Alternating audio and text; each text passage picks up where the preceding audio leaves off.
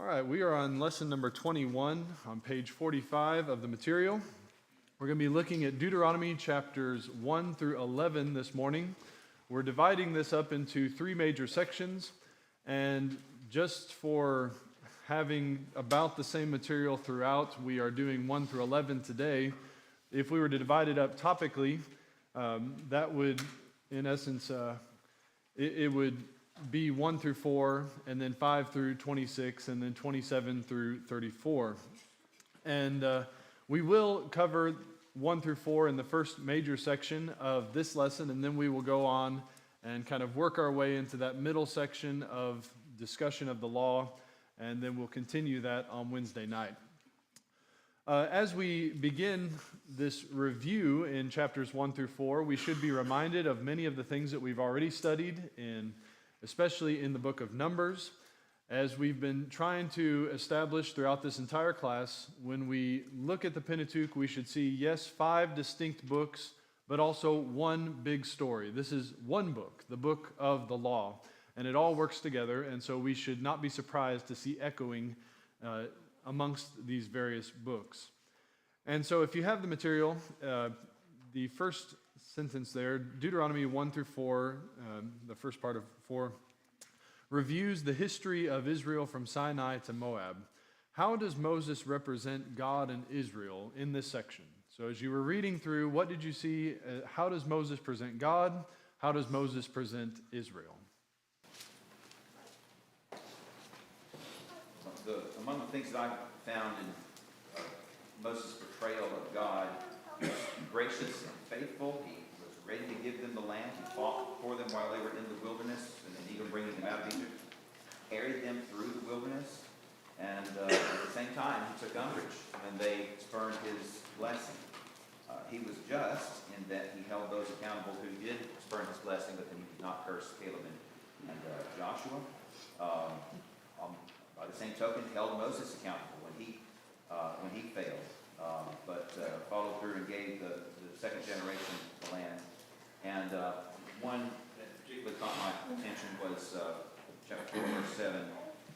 For what great nation is there that has a God so near to it as the Lord our God is to us? For whatever reason we may call upon him. So he is, though he is just, he is ready to be called on and ready to. Absolutely. We're seeing a picture of a God of consistency, aren't we? That he is always consistent with his own character, always consistent with his word, with his promises.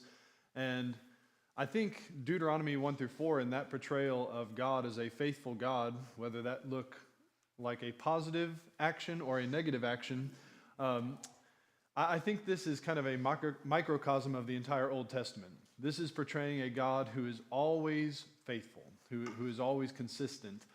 In fact, I would suggest that when we see the term righteous connected with God, we're still seeing that concept of consistency. He always does what is right by himself, always does what is right by what he has spoken, again, that comes out of his character. And so, yes, that is the picture we see in this history of God with Israel from Sinai to Moab. What about Israel? How does he present Israel?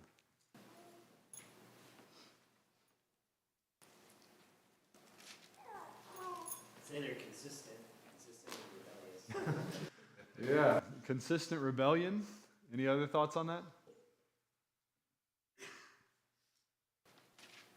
One thing, see, I don't know so much to them, you see the portrayal of there's a distance there, because many times it's God, what is it? I guess it's all the time. God's talking to Moses and says, tell them,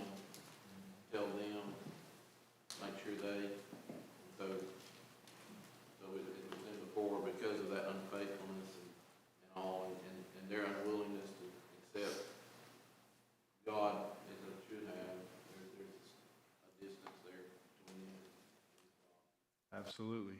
And I think what we are seeing in this history is something that is going to resonate when we get to God coming among his people in the New Testament, is that God's people as a whole consistently reject him because he's not the portrayal of God that they anticipated. They really didn't want a faithful God. They wanted a God according to their own likeness, according to their own choosing. And so we see that in the Pentateuch. We're going to see that in the Gospels as well. Maybe we should see some parallels between the God of the Pentateuch and the God who manifests himself in the Gospels among people. Yes, Brad. Can I build on what Chris said there? Something that caught my attention in particular is that, I read it before, I know it's there, but when Moses reminds Gad and Reuben and the half-tribe of Manasseh, now remember, you promised that you were going to follow your brethren over the Jordan and conquer the land, and then you can come back. And there's that cloud of suspicion over them really all the way to the end of Joshua. There's Jonathan Edwards, I forget the name of the sermon, but basically... Sinners in the hands of an angry God? Yes, and the figure is God has the arrow knocked and he's just looking for an excuse to unleash it. I think it's really the other way around. It's like Israel is just looking for any reason, or that they have such a bad record that we just wait, the dam's going to break. And so it's when they're faithful, it's like, oh, well, okay, they actually came through for once. Right, good point. Any other thoughts? Let's not forget, like, they keep wanting to go back to Egypt, right? Like, the Egyptians made these things, these stones, they took a pick and made a face in it, they carved the face into a piece of wood, they all fall down and worship it. All they had to do was turn their head and see that pillar of cloud or a pillar of fire at night.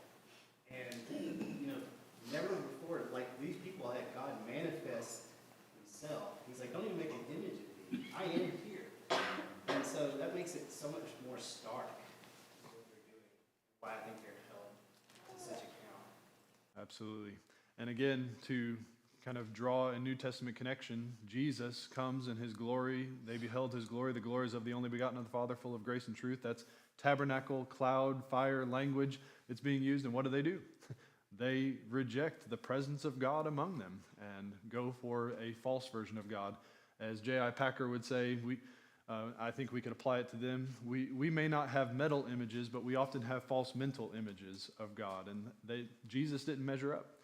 So the first generation of Israelites, God doesn't measure up, and they actually make molten images, metal images, but whenever you get to the New Testament, Jesus doesn't measure up, and they have a false mental image of what God should be. I think we could have the same problem today, don't you? Any other thoughts about that? All right, then the next question there is, even though Moses addresses the second generation of Israelites, he speaks as if they are part of the first generation. Even though it's second generation, he's applying it to things that have happened in the past. Why do you suppose he does so? A couple of things in my mind. Some of those that are alive in the second generation we would still remember. They would have been teenagers, young adults, young adolescents, maybe that even would remember what had happened. And the second of all, it makes it personal. This is your history. This is what your people did. And don't make the same mistake. Yeah, there's a possibility, danger of having a continuity with the first generation. Trevor? That's what I was going to say, is that this will be their default. That unless they decide to be somebody completely different, they're going to repeat the same pattern. So it's important to stress the danger and the temptation as well. Absolutely. And I do think this is something that we sometimes have a disconnect in modern American, individualistic, post-enlightenment, whatever term you want to apply to it, that I begin, Stephen and I were talking about this last night, that history begins when I am born almost, and we forget the continuity with the past. He's speaking to a nation as if you are part of this. As you said, this is your history. And so we have this disconnect that we may have where we think purely in individual and present terms. When he is reminding them to be faithful, he says, you are part of something bigger than just your individual self, and you are connected to something that you may not be super proud of, but you are still connected to that, and you need to make better decisions in the future. And we are part of something that we have to see that legacy. Well, and exactly that point, because 1 Corinthians 10 goes through exactly that, pointing how us Christians today have that same history. And we're not responsible for the sins of our fathers in that sense, but at the same time, we must learn from them and avoid that same pitfall. Absolutely, yeah. Yeah, even though we're at the end of the ages, the consummation has come, yet they are still our forefathers. And especially in the context of 1 Corinthians, these are Gentiles who have come in, and it has become their history. So for us as well, we have been brought into this story. What are we going to do with this story? Any additional thoughts? Yeah, they are a family. You know, we, like father, like son, we are part of this. It's not just this nation, but we are part of this family. And so when he's speaking to them, this is your family that did all those things. And I'm kind of reminded of some of the prophets who would plead to the Lord and say, we have turned our backs on you, even though the prophet himself did not. He made that a part of a group action, a family action. We are a group. We are together. Absolutely, very good. Any additional thoughts on that? As you read Deuteronomy chapter 4 and looked through the call to obedience, if you will, what from this chapter should have motivated Israel to obey God? So he's gone through the history. He says, you're part of this. Now you need to make better decisions. What would have motivated them to change the trajectory that, as Trevor said, their default might have been? They would learn absolutely that God is faithful with exactly what he says. And don't follow through, then you will not reap the blessings and rewards. And if you are, then he's going to get you into that land. It's going to be yours. It's guaranteed. Absolutely. The faithfulness of God ought to have motivated them. What else? He said he was working, I mean, he showed us he was working among them. And he said there was no other nation like them. He chose them out of all the nations of the world. Absolutely. And building on that for just a second, keep the ideas flowing in your mind right now. But if we apply that to ourselves today, we may not see it as in tangible ways like a cloud and a fire. We may not see it in conquering of the Transjordan nations. But is God not working among us? And should that not motivate us to do what God wants us to do? Maybe we can't see it with our physical eyes always, but God is at work among us in a far greater way than he was with the Israelites. That we have come to that consummation of the ages, that the ends of the ages have come upon us. What else do you see? Yes. That he is the only God. There is no other beyond him. So not only is this their best offer, it's their only offer. There is nowhere else they can go. There's nobody else they can turn to. This is it, and anything else will lead to destruction. Absolutely. Good point. Similarly, they chose this. There's the passage where he says, "You have not made this covenant with your fathers. You made it with you." Of course, the implication there is that it was a covenant that you entered into. So you chose this. You made the right choice. Now stick with it. And related to that, I thought as I was reading through chapter 4, you also see that God's choosing them, even though there was nothing special about them, but they willingly entered into covenant relationship with him, should have motivated them. More that we've come across recently in our own studies elsewhere. Verse 19 is an interesting warning against basing your religion off of feelings. Where it says, and take heed lest you lift your eyes to heaven, and when you see the sun, the moon, the stars, and all the hosts of heaven, you feel driven to worship them and serve them. We see that rampant around us in our nation, don't we? Just folks basing, and you try talking with them about the reason from the word, and well, I feel that is common what we hear back. Absolutely. And so he's driving them to something more than just their feelings, isn't he? Very good. Any other thoughts? I think about all the things that they had witnessed throughout their history, you know, and some of them, though they would have been young, would have still gone through those things, you know, the sin with the Moabites, the idolatry and the punishment that God brought on them at Baal Peor, and God had also given them statutes and righteous judgments. They stood at the foot of the mountain, you know, when it burned with fire in the midst of hell.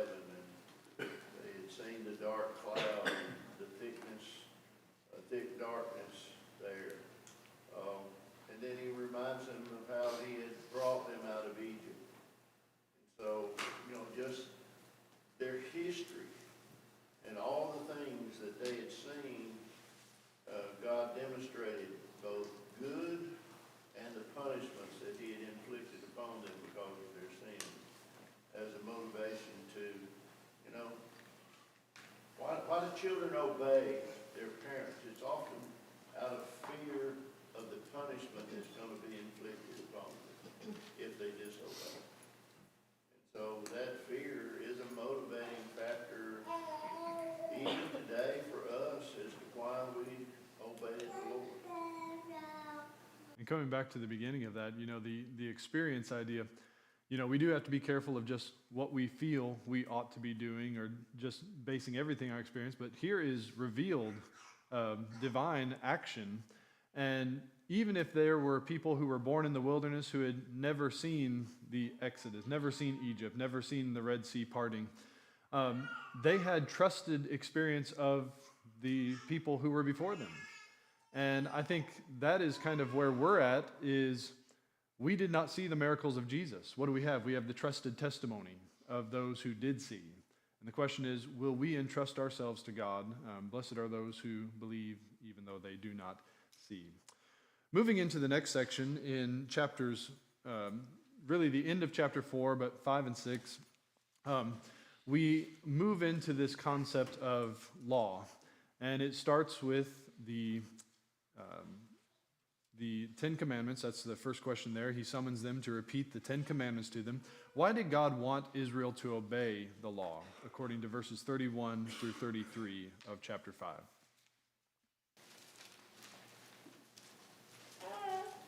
Well, that they might live, and that it might be well with them, and that they might prolong their days in the land that they would go in to possess. Yeah.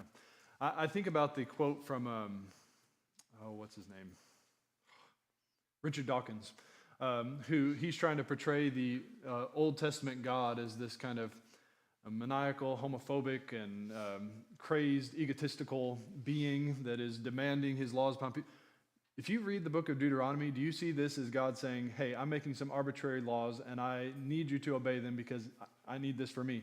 It's so that you may live, so that you may inherit.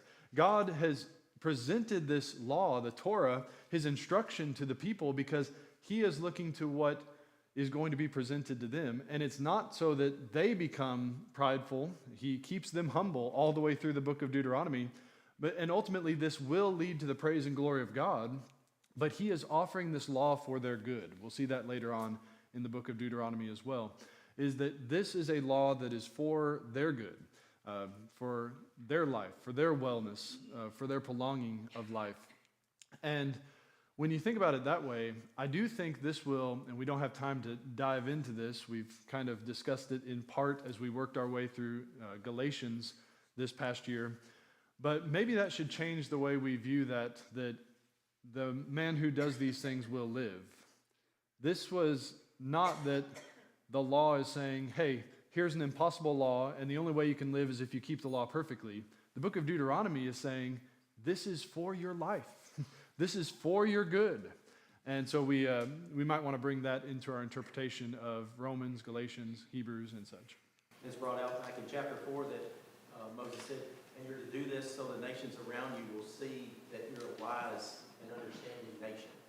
So even if these laws will be understood by those outside, that it's wise to follow. Absolutely. And that creates wonderful parallels as well, is that it's not by following all the strategies of the world that we're going to bring the world in. It's by being the special people of God and doing his law that will appeal to those who have a heart for God.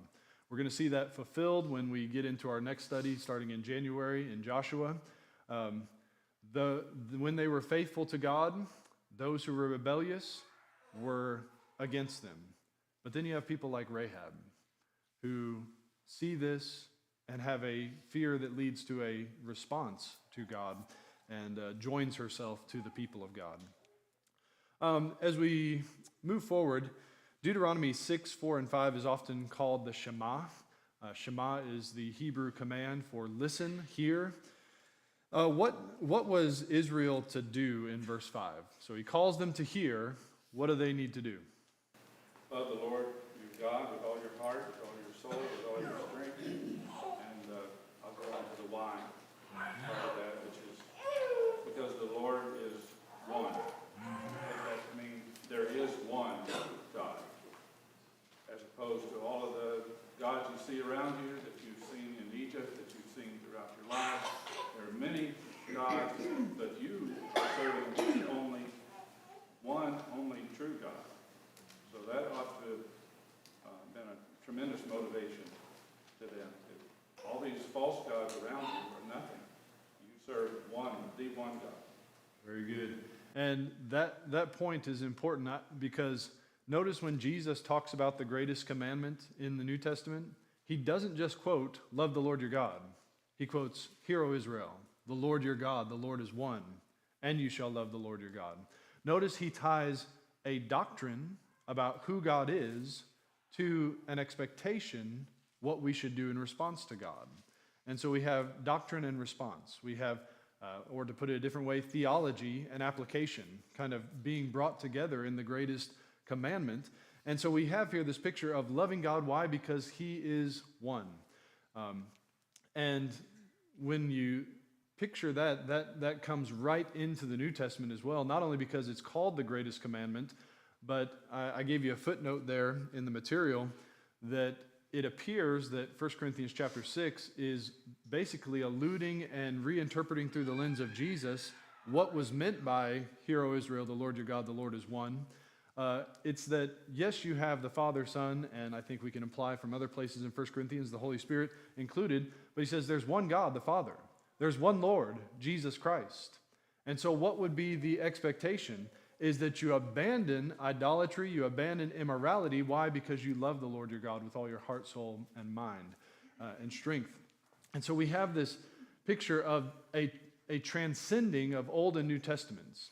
This should also reinterpret the way we read the Old Testament, that the Old Testament is not, here is a God of fear and God who is demanding, and now we have this God of love who is much easier on us.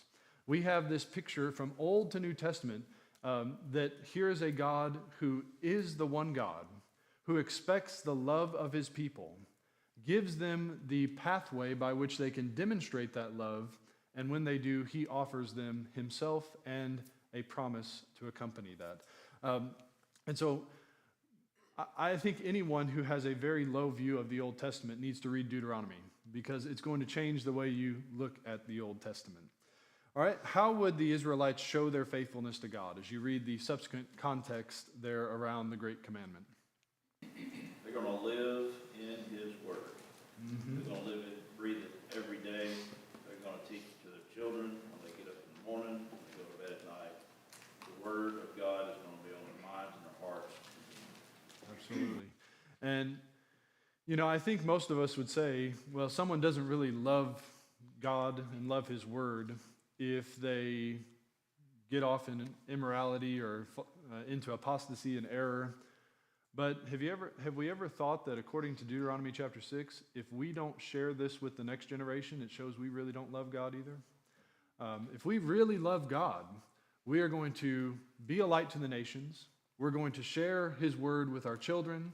And as Joshua is going to say, not only children, but children's children. That we are going to leave a legacy of faith, a legacy of a love for God that transcends not just my individual salvation and acceptance by God, but also is extending that as far as I can, as far as my reach allows.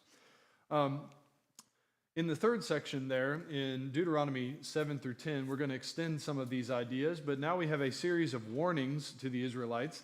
The warnings echo the opening commands of the Ten Commandments.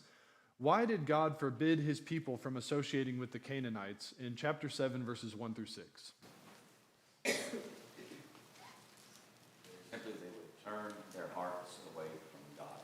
Probably one of the most consistent refrains in all the Old Testament. I bring him up often, but L.A. Stouffer, I remember him preaching a lesson one time, and he was talking about idolatry and the Canaanites, and he said, for those people who think I can get associated in places I shouldn't be with people who I'm just having these kind of casual relationships with and not realizing what kind of influence, he said, just look at the Israelites. When they went in and acted like the Canaanites and hung out with the Canaanites, how much influence did they have on the Canaanites versus how much influence did the Canaanites have on them? Now, obviously, this is not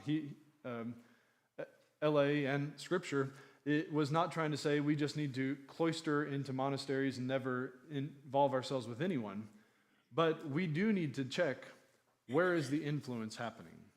And is our presence in a place actually making a difference, or is it just affecting us? For instance, it's been preached several times from this pulpit. Are we really influencing people for God when we go to prom or go to a bar and don't drink or any number of things? No. And in fact, it's going to be a negative influence. Our reputation is going to be affected by that. He is saying here, you go in and start associating with the Canaanites, and it is going to affect you as a nation. And so he is trying to say, I want you to obey me and exclusively be connected to me. If Israel obeyed God, what would God do for them according to verses 12 through 26? Basically, First of all, keep the covenant that he had made. Keep the covenant, what'd you say, Leonard? basically everything. Their crops are gonna do well, their cattle are gonna do well, they're gonna do well. He's gonna bless them in every way. Absolutely. You see a God who is keeping his covenant. You think about that time and the idol gods, the pagan gods of that time. They would have looked at the cycle of nature or possibly the experience of famine, and they could have assumed that their God was even dead and had to be resurrected. That's actually the picture that you have much further on whenever you get to the Baals. When there's this great famine for 3 years because of Elijah, it would not have been uncommon. In fact, their literature about the Baal cycle would have been that Baal would have died and gone to the underworld, and then he had to be resurrected in the springtime in order for crops to come. And so what they are doing is saying, well, Mot, the god of death, must have conquered Baal for an extended period of time, and so let's cut our bodies and pour out our lifeblood so that life could grow again. Maybe we can resurrect Baal. And God is saying here, it's not that you're going to have to kind of get my attention because I'm asleep or I'm on a journey. He's saying, you just be faithful to the covenant, and I will do everything I told you I would do. And obviously we see that as soon as something doesn't go, or maybe something looks appealing over here or something doesn't go the way they anticipated, they assume the blame goes to God and they abandon him. And what happens? No surprise, God is faithful to his covenant and does not do the things that he said he would. All right, what did God do to and for the Israelites in the wilderness that they would learn to be faithful? Allowed them to suffer. Go ahead, Sam. Allowed them to be hungry, and he fed them with manna, to see if they would be obedient. Yep. He allowed. We could maybe summarize that as he tested them in the wilderness. What is the difference between God testing and what we know God doesn't do of God tempting? Word just spelled differently. Not in Greek. I think the difference between testing and tempting is, so the devil tempts because he wants us to fail, he wants to destroy us. God tests us because he wants us to be successful. And that right there is two opposite things. So. Absolutely. I think you knew my notes, because that's exactly the way I would have put it. It's a difference of intent. And obviously there would be some differences in Satan using evil desire and things like that, but God giving us tests is not to see us fail. And he was trying to teach them some very important lessons in the wilderness, lessons that were much more important than their bellies being filled, that they needed to rely fully on what proceeds from the mouth of God. He was trying to teach them that he was really all they needed. And I think this is a picture that we get when we get to the book of Job. The entire contest of the book of Job is, will man serve God for nothing? And if he does, what do we see as the end? And I think the wilderness was their opportunity. Will you serve God even if your belly is empty? Even if the sun is hot? Even if the timetable is not yours, will you continue to serve God? Will you be faithful to the covenant the way He is being faithful to the covenant? God can be faithful to His covenant even in times of testing. And we should never lose sight of God is faithful even in times of testing.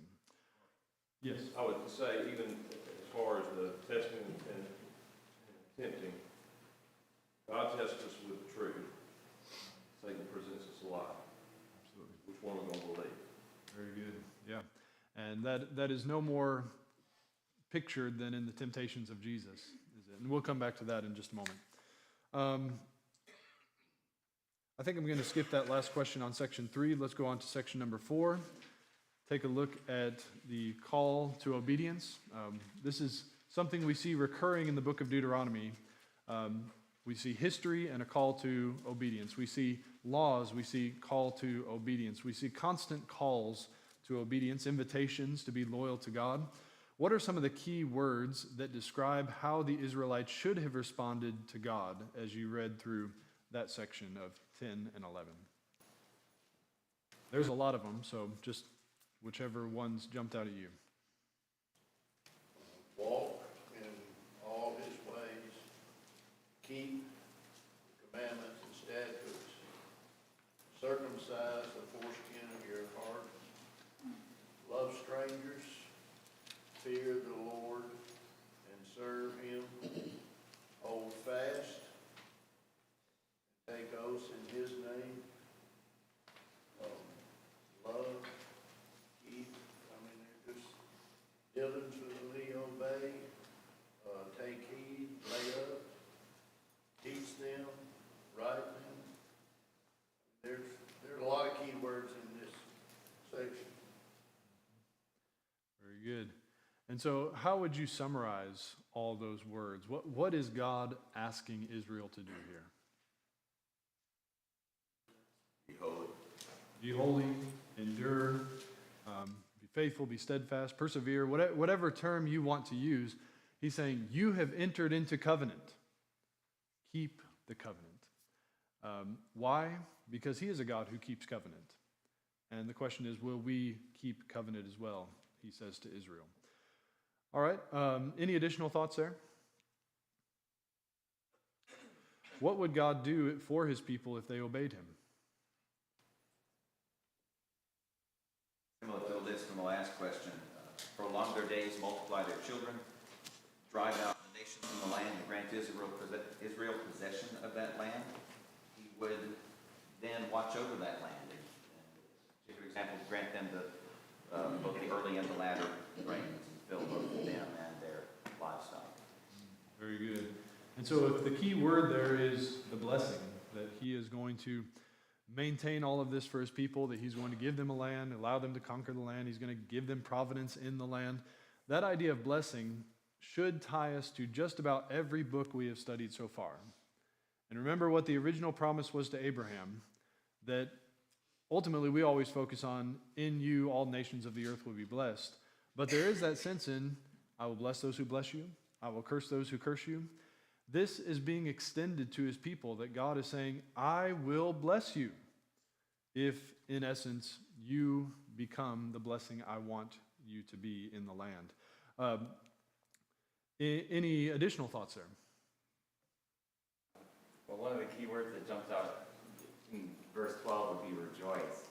And it made me think about, if you go forward to Deuteronomy 28 and verse 47, it says, because you did not serve the Lord your God with joy and gladness of heart.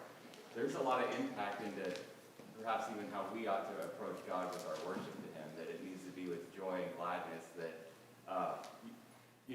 coming back to 1 Corinthians 10, one of the main issues that God had with those children then were that they were complainers. But gratitude goes a long way in overcoming complaints. Yes. And we've mentioned this before, that Romans chapter 1, yes, idolatry was the problem, but neither were they thankful. And so you see that picture of Israel often becomes like the idolaters. Even if they don't have a God before them, they still lower God and are do not show gratitude to him. And so, again, I think Deuteronomy helps us in a lot of ways to understand the thrust of the entire Old Testament, but also it encapsulates our service to God as well. This is not just a do this because I said so. It's a do this because I'm a faithful God who has entered into covenant with you, and I want you to be faithful. I want you to be holy like I am holy, so that you can receive the blessings that I want to shower upon you, so that you can be a glory among the nations and show me, represent me. This goes back to what we saw in Genesis chapter 1. This is what God has always intended. We are to be his image bearers. We are to subdue the earth, to manage it, and to represent God here. And I want to suggest that if we become ungrateful people, we are not doing a very good job of representing the image of God. He intends for us to, yes, be law keepers, but law keepers who enjoy and love the Lord our God. All right, how can we, well, we've kind of already talked about that, so let me go on to number 5 for the last minute or two. As you read through chapters 1 through 11, you see several quotations and allusions that in the New Testament to these sections. I want to skip down to the chapter 6 references, particularly 6:13, 6:18, and then also 8 and verse 3. And as you looked at those in comparison with Matthew 4 and Luke 4, first of all, he said, the first one we come to in Deuteronomy is serve the Lord your God. The second one we come to is do not test the Lord, and then that you should live on every word that proceeds from the mouth of God. What is the New Testament context for these quotations? Temptations of Jesus. Why do you think Jesus uses these passages in Deuteronomy as he fights this battle against Satan? He knew that Satan was the enemy then, that is in Deuteronomy, he's the enemy now. And he said, get behind me, Satan, when he quote some of these passages, because he knew that Satan was the antithesis of what God wanted them to do, and he would, if they followed him, he would send them in the wrong direction. Very good. Right. So if you remember on Wednesday, I said that Jesus was the ideal Israel. I think that what he's showing is what Moses said in Deuteronomy, that don't turn to the right or left, don't add, don't take away. It is attainable. You can do it. It's not too hard for you. Jesus is showing us, I can do what Moses said to do. If I can do it, you can do it, which takes away the excuse, which holds you accountable, all of the above. So I think that's what Jesus is doing in Deuteronomy. He's quoting Moses to show. Absolutely. Just as Jesus went through the waters of baptism, as Israel went through the waters of the Red Sea, came into the wilderness in a time of testing and temptation, so Israel had done the same. What's on the other side is going to be crossing through into the promised land, and I think we need to follow the same trajectory. All right, thank you everybody for your participation.